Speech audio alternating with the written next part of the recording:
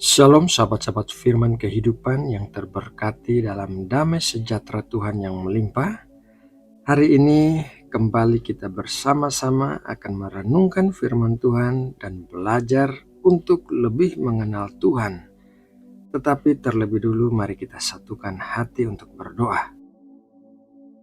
Ya Bapa, kami datang ke hadapan-Mu di dalam kebenaran yang dianugerahkan oleh Tuhan Yesus Kristus.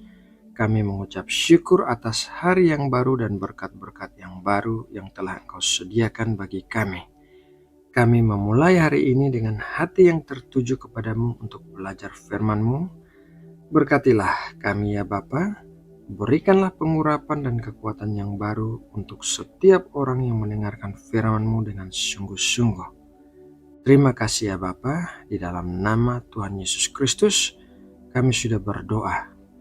Amin. Sahabat firman kehidupan yang terkasih di dalam Kristus. Di dalam kehidupan ini, setiap orang memiliki hubungan-hubungan yang tidak bisa diputuskan, tetapi harus dijalani sampai akhir bagaimanapun juga masalah yang terjadi di sepanjang perjalanan. Hubungan-hubungan ini misalnya hubungan antar suami dan istri serta orang tua dan anak. Meskipun ada pengecualian di mana hubungan-hubungan ini terputus oleh karena alasan-alasan tertentu, namun pada umumnya hubungan ini terus bertahan sampai akhir meskipun terjadi perselisihan, salah paham, dan lain sebagainya. Mari kita membaca sebuah kisah dalam Yohanes 13 ayat 1-5.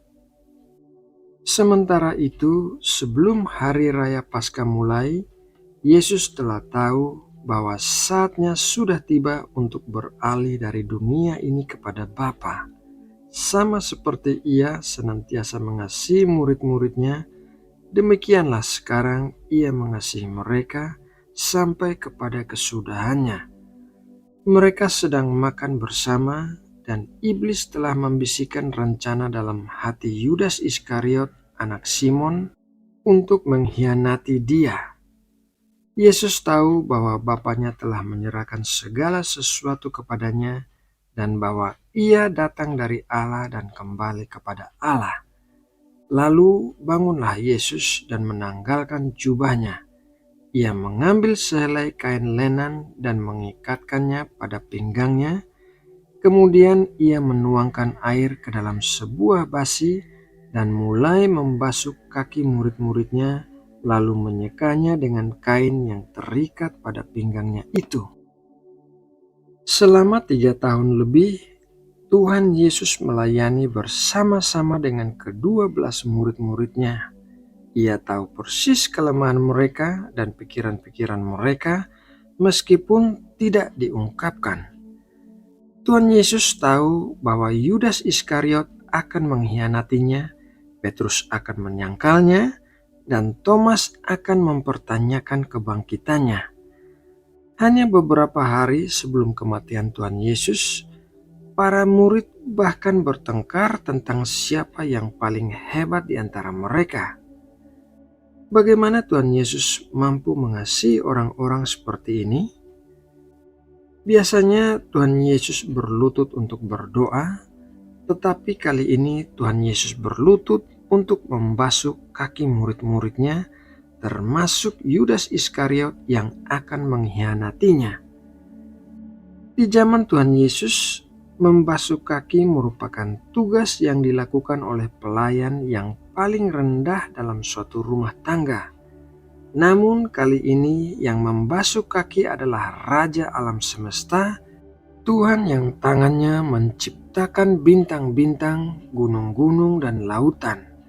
Tangan yang sama sekarang membasuh kaki murid-murid yang kotor. Apa yang dilakukan oleh Tuhan Yesus merupakan ungkapan kasih dan anugerahnya yang besar bagi murid-muridnya. Ia tahu bahwa sebentar lagi mereka akan melakukan hal-hal yang kotor dan mereka akan menyesalinya.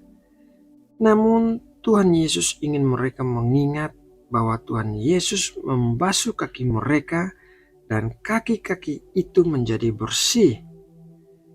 Dalam Yohanes 13 ayat 7, Tuhan Yesus mengatakan demikian. Jawab Yesus kepadanya, "Apa yang kuperbuat, engkau tidak tahu sekarang, tetapi engkau akan mengertinya kelak." Tuhan Yesus memberikan pengampunan dosa bahkan sebelum mereka melakukannya. Tuhan Yesus memberikan anugerahnya bahkan sebelum mereka mencarinya. Sama seperti apa yang dilakukan oleh Tuhan Yesus bagi semua murid-muridnya, demikian juga Tuhan Yesus melakukannya bagi kita semua yang percaya kepadanya. Ia tahu bahwa kita akan selalu dikotori oleh dosa-dosa kita. Namun setiap kali kita melakukannya, kita bisa datang kepada Tuhan Yesus untuk menerima pembersihan kita. Juru selamat kita membawa satu baskom air untuk membersihkan kita. Ia melihat dosa-dosa yang kita lakukan dan ia menawarkan pengampunan asalkan kita bersedia untuk dibersihkan. Air itu selalu tersedia bagi kita dan tangan Tuhan Yesus terulur kepada kita dengan penuh kasih dan anugerah. Namun tidak cukup hanya sampai di situ. Tuhan Yesus juga ingin kita melakukan hal itu satu sama lainnya. Mari kita baca Yohanes 13 ayat 14-15.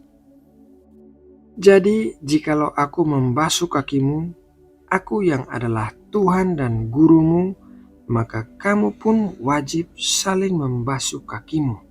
Sebab aku telah memberikan suatu teladan kepada kamu, supaya kamu juga berbuat sama seperti yang telah kuperbuat kepadamu.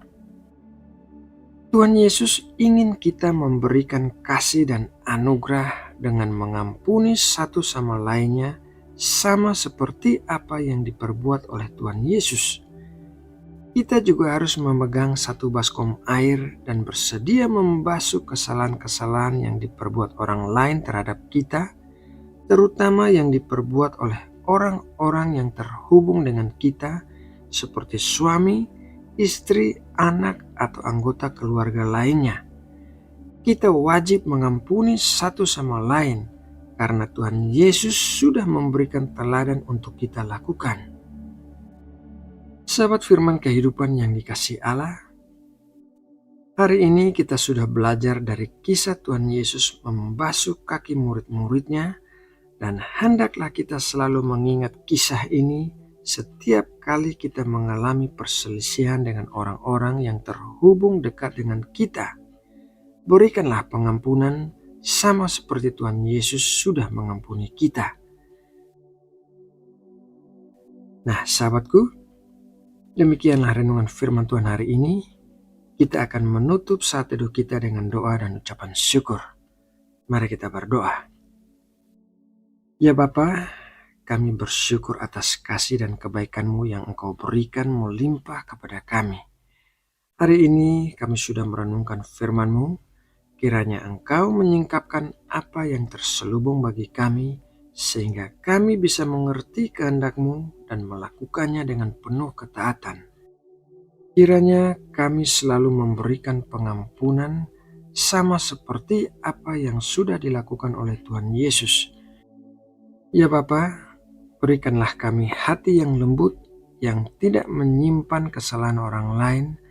Berikanlah kami hati yang penuh pengampunan seperti hati Kristus. Terima kasih ya Bapa, saat ini kami sudah selesai bersatu teduh dan akan melanjutkan aktivitas kami. Di dalam nama Tuhan Yesus Kristus, kami sudah berdoa dan mengucap syukur. Amin.